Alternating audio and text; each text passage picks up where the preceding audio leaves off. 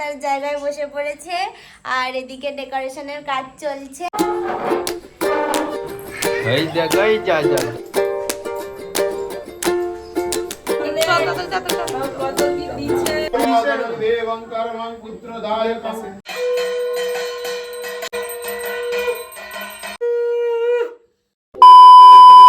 Hello everyone, welcome back to my channel. আজ তো তোমরা সবাই জানো আজ কার্তিক সংক্রান্তি, এই জন্য আমার তো ছোট্ট বাবুটার পুজো। তোমরা জানো না আমাদের কিছু দুষ্টু বন্ধু আছে যারা আমাদের সোনাকে আমার কাছে পৌঁছে দিয়েছিল 1 মাস আগে, মানে কার্তিক মাস পড়ার শুরুতেই ওরা আমাদের ঘরে আমার সোনাকে দিয়ে গেছিল। তো আজকে আমার বাবুর পুজো, তো চলো সবটা আজকে তোমাদের আমি দেখাবো। আমার আজকের ব্লগটা তোমরা শুধু শুরু থেকে শেষ পর্যন্ত দেখতে থাকো, বিকজ আমার আজকের ব্লগে তোমরা দারুণ মজা পেতে চলেছো। তো তোমরা স্ক্রিনে যে দুটো দাদাকে দেখতে পাচ্ছ, এই দুটো দাদা আমার বাবুর পিছনের পুরো ব্যাকগ্রাউন্ড ডেকোরেশনটা করেছিল। আমি ওনাদের একটু সকাল সকালে ব্যাকগ্রাউন্ড ডেকোরেশনের কাজটা করতে বলেছিলাম, যেহেতু আমার বাবুকে বসানো থেকে আলপনা শোকানো এরকম অনেক ব্যাপার থাকে, বাট ওনাদের সকাল সকাল আরো অনেক জায়গায় কাজ থাকায় ওনারা করে উঠতে পারেনি। তো এই কাজটা ওনারা আগের দিন রাতেই করে দিয়েছিল। তো ওদের কাজ ডান, আর এটা ছিল ফাইনাল লুক। তো দেখো এদিকে আমার সোনা বাবুটা তার জায়গায় বসে পড়েছে আর এদিকে ডেকোরেশনের কাজ চলছে। মোটামুটি ফুল টুল এখনো লাগানো হয়নি, তো পুরো লাগানো হলে তোমাদেরকে ভালো করে দেখাবো আমি। তো যাকে ঘিরে আজকে এত আয়োজন, এত আনন্দ, এত হই হুল্লোড়, তো তাকেই তো ভালো করে দেখানো হয়নি তোমাদের। চলো আমার বাবুকে তোমাদেরকে ভালো করে দেখাই। কি কিউট আর মিষ্টি না আমার বাবার মুখটা। আর এইদিকে দেখো আমাদের পুজোর সমস্ত জিনিসপত্র মোটামুটি ধীরে ধীরে এখানে এনে রাখা হচ্ছিল। আর আমার বাপি মাও তো সকাল সকাল আমাদের বাড়ি চলে এসেছিল। তো বাপি আসার পরেই অতনু আর বাপি মিলে শুরু করে দিয়েছিল বাবুর পিছনের পালক লাগাতে, যেটা বাবুকে আরো সুন্দর লুক দিয়েছিল। আর এভাবেই আমার বাড়িটা ধীরে ধীরে জমজমাট হয়ে উঠছিল, আর আমার তো খুবই মজা হচ্ছে। আর এদিকে আমাকে দেখো, আমি এখন বসেছি আলপনা দিতে। এখন এটা না দিলে আর শোকাবে না, এটা আরো সকাল সকাল দেওয়ার আমার কথা ছিল, বাট কাজের ফাঁকে অনেকটা দেরি হয়ে গেছে। আর এর মধ্যে দেখো লাইটের লোকেরাও চলে এসে আমাদের বাড়িটাকে সুন্দরভাবে লাইট দিয়ে সাজিয়ে দিয়েছে। আর ওইদিকে দেখো গেটের সামনে যে কদম ফুলগুলো টাঙায়, সেগুলো অতনু আর আমার দাদু মিলে সুন্দরভাবে অলমোস্ট টাঙিয়ে দিয়েছিল। ততক্ষণের মধ্যে আমারও সব ঘরে চৌকাটে আলপনা দেওয়া মোটামুটি কমপ্লিট হয়ে গিয়েছিল। তো দেখো আমার মোটামুটি সব জায়গায় আলপনা দেওয়া ডান, আর আমাকে দেখে বুঝতেই পারছো উপোস করে কি অবস্থা।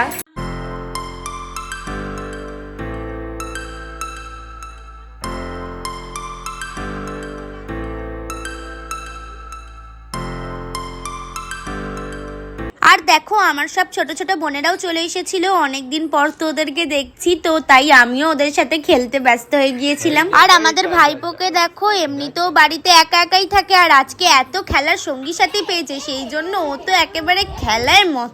তো যাই হোক, একটা অনুষ্ঠান বাড়িতে বাচ্চারা আনন্দ করবে না তো কারা করবে, তো ওদেরকে দেখেও আমার বেশ ভালো লাগছে। আর এদিকে পুজোর জোগাড় জাটিও তো জোর কদমে চলছিল, কিন্তু এর মাঝেই আমাদের মধ্যে একটা ব্যাড নিউজ আসে। আসলে আমাদের যে পুরোহিতের পুজো করার কথা ছিল, তার হঠাৎই মামা মারা যায়। এবার আমরা তো খুবই টেনসড হয়ে গেলাম যে আমরা এখন কোথায় পুরোহিত খুঁজবো, কারণ সচরাচর সব বাড়িতেই তো মোটামুটি কার্তিক পুজো হয়, তাই পুরোহিতেরা কোনো না কোনো বাড়িতেই তো নিশ্চয়ই এঙ্গেজ থাকবে। তো গাইজ আমাদের কি হবে? তাহলে কি আমাদের পুজোটা ভেস্তে যাবে? তো বন্ধুরা, তোমাদেরকে ভিডিওর প্রথমে যে দুর্ঘটনার কথাটা বলছিলাম, এটাই হলো সেই খারাপ সংবাদ। তো চারিদিক থেকে যখন অন্ধকার ছেয়ে আসে, কোনো না কোনো দিক থেকে একটা আশার আলো এগিয়ে আসে। এভাবেই আমরা একটা পুরোহিতকে খুঁজে পেলাম, যিনি আমাদের পুজো করবেন। তো কার্তিকই স্বয়ং নিশ্চয়ই তাকে আমার বাড়ি পাঠিয়েছেন তার পুজো করার জন্য। তো সবাই বলো জয় কার্তিক বেটার জয়। ভিডিওতে তোমরা দেখতেই পাচ্ছ সন্ধে হতেই আমাদের বাড়িটা কি সুন্দরভাবে আলোয় সেজে উঠেছে। আর শুধু বাড়িটা সাজলে হবে, কার্তিকের মাকেও তো একটু সাজতে হবে নাকি?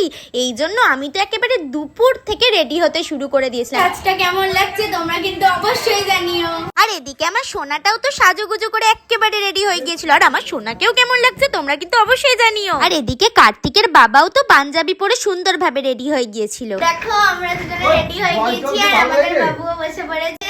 সত্যি এই দিনটায় আমি এতটা মজা করেছি যেটা আমি কোনোদিনই ভুলতে পারবো না। আর এদিকে দেখো আমার মা, আমার পুতা মানে আমার পিসি মিলিয়ে আমার সমস্ত ঠাকুরের জোগাড়জাটি করে ফেলেছিল। আর যাদের যাদের পুজো দেওয়ার কথা ছিল তারাও তাদের পুজোগুলো মোটামুটি পৌঁছে দিয়েছিল। আর তারপর আমি বাবুকে মালা পরিয়ে একটু ফটোও তুলে নিয়েছিলাম।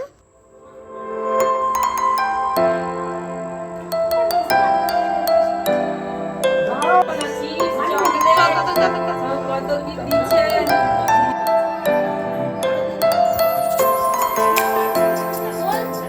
মধ্যে আমাদের আত্মীয় স্বজনরাও ধীরে ধীরে চলে এসেছিল আর ওইদিকে আমরা খাওয়ান দাওয়ানটাও স্টার্ট করে দিয়েছিলাম, বিকজ যারা দূর থেকে আসবে তাদের বাড়ি যেতে তো অনেক লেট হয়ে যাবে, রাত হবে। সেই কারণেই আর পুরোহিত মশাই তার ছেলেকে পাঠিয়ে দিয়েছিল প্রথমে, কারণ ওনার এক জায়গায় পুজো ছিল, তাই ওনার আসতে লেট হচ্ছিল, ওই জন্য ওনার ছেলে এসে ঘট স্থাপন থেকে পুজোর যাবতীয় জোগাড় করে নিচ্ছিল। তো ফাইনালি ঠাকুর মশাই চলে এসেছিলেন আর উনি ওনার পুজো স্টার্ট করে দিয়েছিলেন। উনি আসতে তো অনেকই লেট করে ফেলেছিলেন, প্রায় রাত 10টা বেজে গিয়েছিল।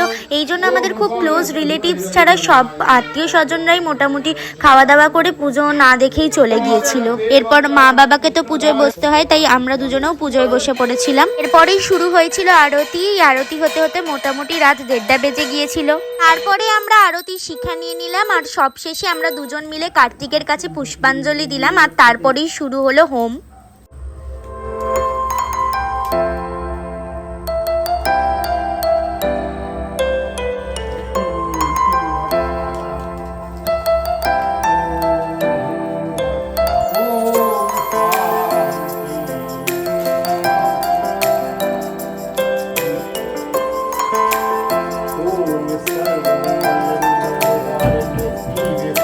যাই হোক, আমাদের কার্তিক পুজোটা ভালোভাবে শেষমেশ সম্পন্ন হলো।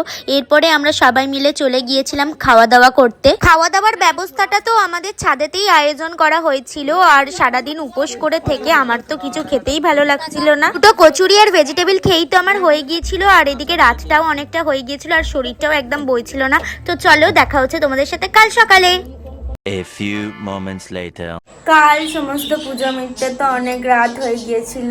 এবার শেষ ব্রাহ্মণ এসে বাবুর সুতো কাটবে আর তারপরে বাবুকে দিয়ে আসা হবে, রেখে আসা হবে তো মনটা খুবই খারাপ যে বাবু এবার চলে যাবে, কারণ এতদিন 1 মাস আমার কাছে ছিল, এত ভালো করে ওর সেবা করেছি, এবারে তো মনটা খারাপ হবেই। এই যে আমার বাবু তুমি মাম্মাকে ছেড়ে চলে যাবে, বিশাল মন খারাপ হচ্ছে। কালকে যেহেতু আমাদের বাবুকে ভোগ দেওয়া হয়নি, তো সকালবেলা উঠেই আমার মা আগে ভোগ রেডি করে ফেলেছে বাবুর জন্য, কারণ বাবুকে ভোগ দিয়ে তারপরেই বাবুকে নিয়ে রেখে আসা হবে। তো সেই জন্য সব ভোগ টোগ রেডি হয়ে গিয়েছে, এবার ব্রাহ্মণ এসে পুজো করবে। পুজোর জন্য আমি তো একটু শাড়ি পরে রেডি হয়ে গিয়েছিলাম আর ওদিকে ব্রাহ্মণ আসতে আসতে তো পুরো 1:30 বেজে গিয়েছিল আর আমি আজও এতক্ষণই উপোস ছিলাম বাবুর জন্য। এখন বাবুর খুব ভালোভাবে পুজো হবে আর সবশেষে বাবুর সুতোটাও কাটা হবে। আর এদিকে কার্তিকের বাবারও তো খুবই মনটা খারাপ হয়ে গিয়েছিল, কারণ তার আদরের ছেলে আজ চলে যাবে। এই 1 মাস ধরে প্রতিদিন কাজ থেকে আসার সময় সে রোজ বাবুর জন্য একটা করে চকলেট আনতো, বাট এটা আর আজকের পর থেকে হবে না, তাই ওর কাছে এটা একটা খারাপ লাগা সবসময়ের জন্যই থেকে যাবে। এরপর আমার বাপি ওকে আস্তে আস্তে জল চৌকি থেকে নামিয়ে নিচে বসালো। ঠাকুর মশাই আমাদের বলে গিয়েছিলেন বরণের সময় তার মুখটা যেন উল্টো দিকে থাকে, এই জন্য তার কথা মতোই আমরা নিয়ম পালন করলাম। তারপর আমি আমার বাবুকে শেষ বরণ করে নিচ্ছি। বরণের সময় আমার 2 চোখ দিয়ে শুধু জল বেরিয়ে আসছিল, কারণ এই কদিনে ওকে আমি এত ভালোবেসেছি, তো এখন ভাবছি ওকে কি করে আমি ভুলে থাকবো। ওর সাথে আমার অনেক ইমোশন জড়িয়ে আছে। ওর খাওয়ার টাইমে আমি বাইরে যেখানেই থাকি না কেন সবসময় আমি বাড়ি চলে আসতাম আর ও যতদিন আমার কাছে ছিল আমি বাইরে একটা রাতও কাটাইনি ওকে ছেড়ে। আমার সোনা ছেলেরে মাকে ছেড়ে চলে যাচ্ছিস, জানি তোরও আজকে খুবই মনটা খারাপ হচ্ছে, বাট নিয়ম তো নিয়মই হয় না, তাই জন্যই আজকে তোকে আমাকে ছেড়ে যেতে হচ্ছে, বাট তুই খুব তাড়াতাড়ি আমার কাছে চলে আসিস এইভাবে। তারপরে তোমরা তো দেখতেই পাচ্ছ নিশ্চয়ই, আমি আমার বাবুর হাতে একটু খাবার দিয়ে দিয়েছিলাম যাতে আমার বাবুটা ওখানে বসে বসে সেই খাবারটা খেতে পারে। আর সবশেষে তো আমি ওকে কাঁদতে কাঁদতে আমার কিছু সিক্রেট কথা বলে দিলাম, তারপরেই এলো সেই মুহূর্তটা আমার বাবুকে নিয়ে চলে যাওয়া হলো। তারপর বাবু চলে যাওয়ার পর আমি তো খুবই কান্না করছিলাম, সেই জন্য আমার ছোট্ট ছোট্ট বোনেরা আমাকে সান্ত্বনা দেওয়ার জন্য ছাদে নিয়ে এসে বাজি ফাটাতে শুরু করে। আসলে এই বাজিগুলো আমাদের কালকে ফাটানোর কথা ছিল, কারণ কালকে বাবুর পুজো ছিল, বাট কালকে পুজো শেষ হতে হতে এতটাই রাত হয়ে গিয়েছিল যে শরীরটা আর বয়নি, ওই জন্য আমরা এখনই ফাটাচ্ছি। তো গাইজ, আমাদের এই কার্তিক পুজোর ব্লগটা কেমন লাগলো জানাতে অবশ্যই ভুলো না, আর ভালো লাগলে অবশ্যই চ্যানেলটা সাবস্ক্রাইব করে লাইক কমেন্ট করে দিও। তো এখনের জন্য টাটা বাই, আবার দেখা হচ্ছে কোনো এক নতুন ব্লগে।